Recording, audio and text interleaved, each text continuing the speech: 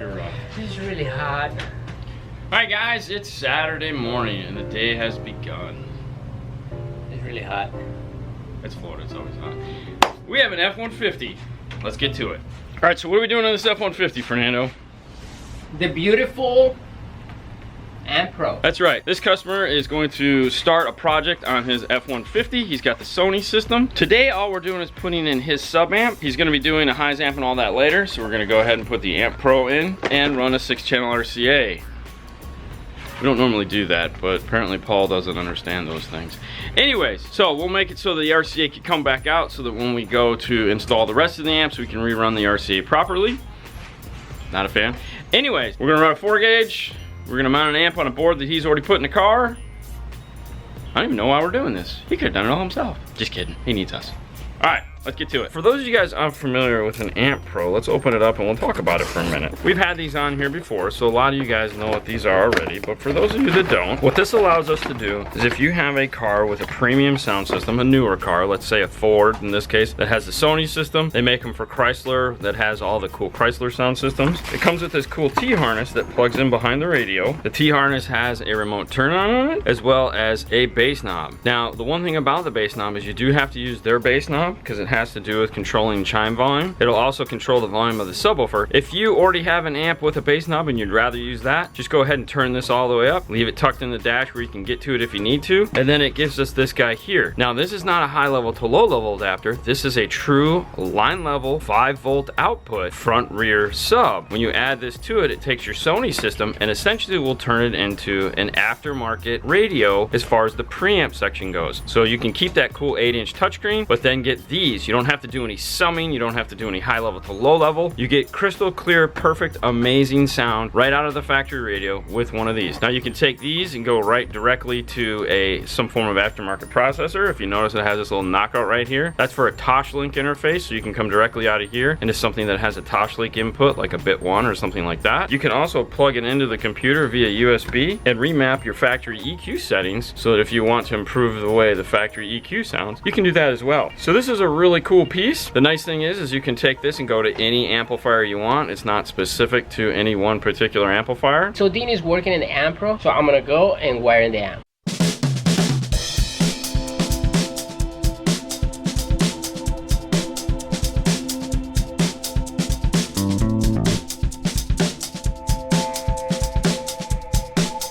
Alright, so to install the Amp Pro, we do have to take the radio out. If you have an F-150, depending on the year, you have the Sony amp. It's in 2 different locations. The newer F-150s, it's in the back behind the driver's side rear seat. And the older F-150s, and by older I just mean a couple years ago, it's underneath the center console. The one in the back is definitely a lot easier to get to. The one under the center console, you have to remove the whole center console. We don't have to do that today because we're not doing the highs yet. All we have to do is remove the radio. So now that we have the radio out, what we want to do, hook up the T-harness.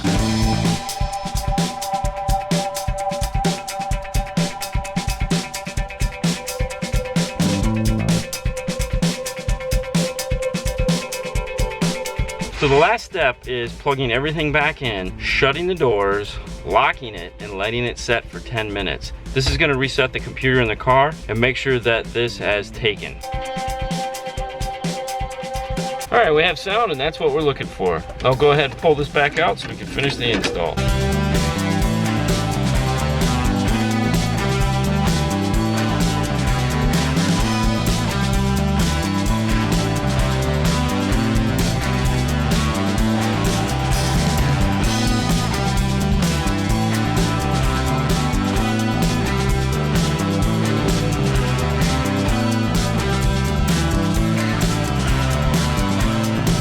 All right, so before we put all this fun stuff back together, we're gonna go ahead and test it, make sure it works.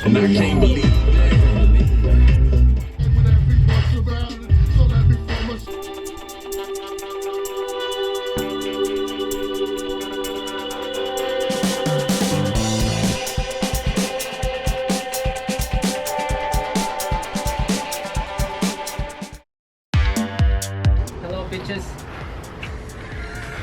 What was that? Hello, what are we guys. doing, Fernando? What do you got going on? Well, we're gonna add a subwoofer. He's got a subwoofer. 2 subwoofers. So we're gonna add 2 of those? Yeah, no. What are we doing? Kicker Comp RT. Ah, the good ones. The good ones, yeah. We have to take all this out. Yeah. We have to take that out. Yeah. I'll tell you guys that own the Dodges that have these things, these are a real, and especially the metal ones, really a pain to get out. They torque those screws down a lot. So we're putting in this guy right here, which is the 601. We're gonna use, of course, the LP72. We have a 4-gauge kit. We have a new water bottle. Look at this.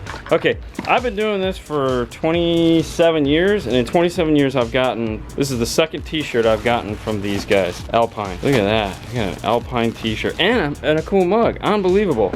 Yeah, wow. I've gotten a couple jackets, but I've never gotten, I think the last t-shirt I have, I just finally got rid of, it said 1995 on it. But no, you guys can't have it, so don't ask. I'm keeping this one.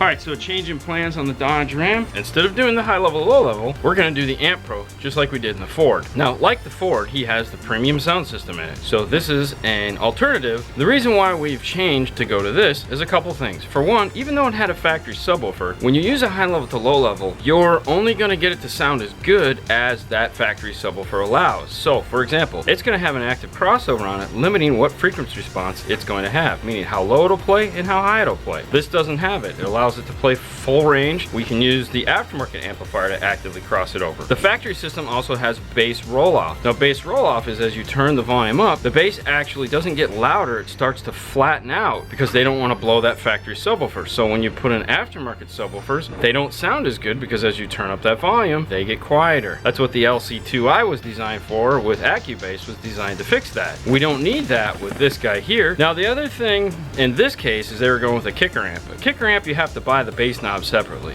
I know, right? This comes with a bass knob, so we won't need to sell him the bass knob. Let's go ahead and take a look at it, just like the last one. So inside the box, of course, we get the cool Amp Pro, just like the other one. They look identical. You have your Toshlink input here that you have to buy separately. And then you have your bass knob. Now, the nice thing about the bass knob is it plugs in and you can mount it flush. And of course, another T-harness. All right, let's go ahead and get the dash apart, get this guy plugged in.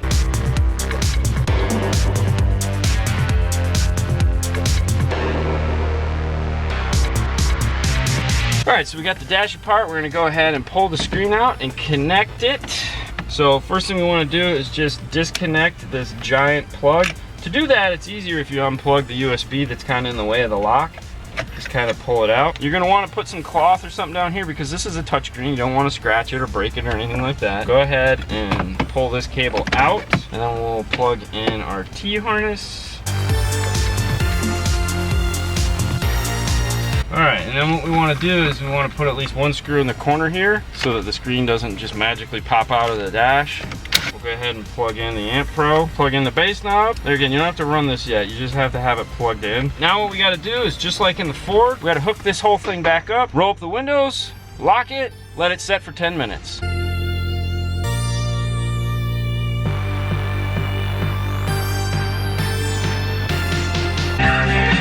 Just like the last car, when you're done, you want to test it, make sure you get sound. We have sound. We can go ahead and proceed with the install.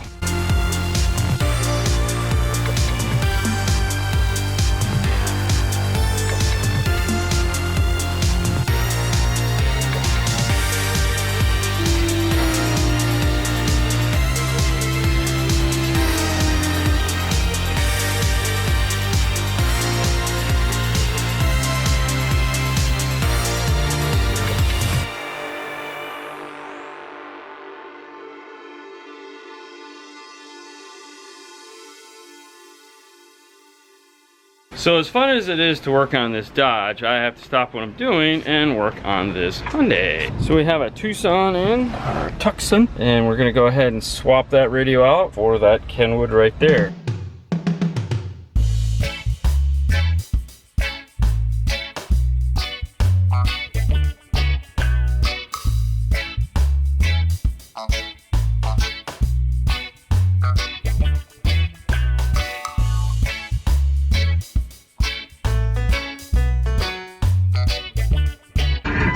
Now, anytime you're doing one of these style radios where you can take the face off, we talked about these before, but what I like to do is when I have a big dash panel like this to put back on, I like to take the face off. That way it's just one less thing that could possibly get scratched. All right, this one's done. All right, so while I was out working on the Hyundai, let's check on Fernando's progress, see what he's got done. All right, so it looks like he's got the amp mounted up underneath the seat, all tucked up, ready to go there. Got the sub wire ran, got all the wire tucked underneath the floorboards. All right, so he looks like he got about this far. So I'm gonna take over running the wires into the dash and hooking it up to the Amp Pro.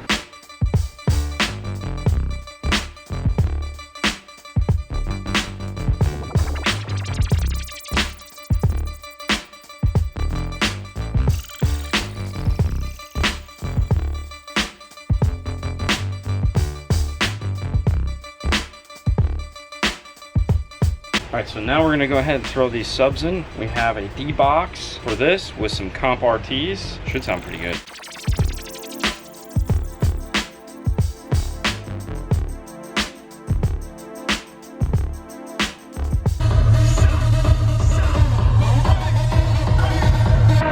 Not bad. Hey. What? What are you guys talking about? Trying to explain Amp Pro to him. So, look at this. What kind of car is this, Fernando? That's strange, but this is a F150. No way. Yes. No way. Is that like 2 in one day? Yes. Unbelievable. I know, right? Ford, Dodge, Ford. Trucks all day. Trucks. Oh, well, we had the SUV. This one is the one with the little 3 or 4 inch touchscreen or screen or whatever it is. This one. All right, so what we got going in this is the Pac RPK4-FD2201. We also have to move the air conditioning controls over to the new kit. You know, it's that big kit. It's the fun one. Well, hell, let me show you. It's this guy right here. You gonna show him how to take the radio out? I'm gonna show.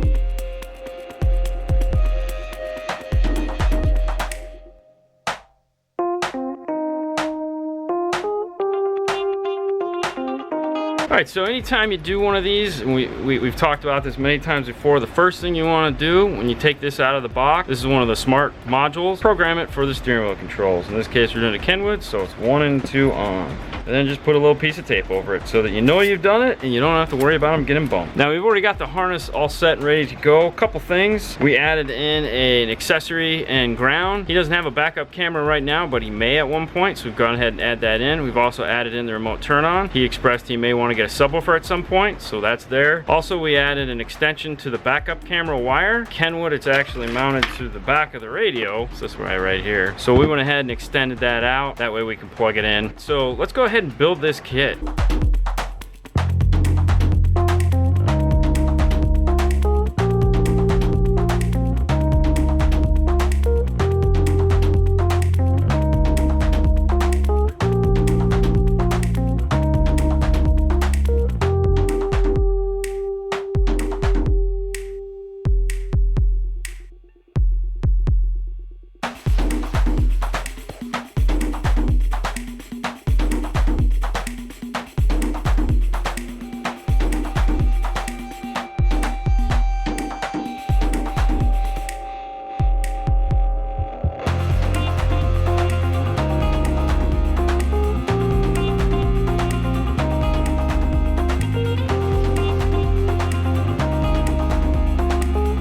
So a couple things to keep in mind when doing this dash kit. One, read the instructions thoroughly. If you screw up, you just a little bit, tragedy can happen. The other thing too is that these all have this weird center channel speaker in them. It's powered from the radio. Aftermarket radios don't have an output for a center channel, so that's not gonna play. If you get this thing done and these gauges don't, when your AC doesn't work the way it's supposed to, sometimes what'll happen is your car won't blow cold anymore because you've actually kicked the AC out of the body control module and it doesn't know what to do. No big deal. Take the kit apart, fix what you've done, take the car for a drive for 10 or 15 minutes. That 10 or 15 minute drive will resync the air conditioning with the car and it'll start to blow cold again. Now the nice thing about this kit is it does retain your steering wheel controls, your backup camera, your factory USB, your aux jack, and it looks really nice. Let's take a closer look.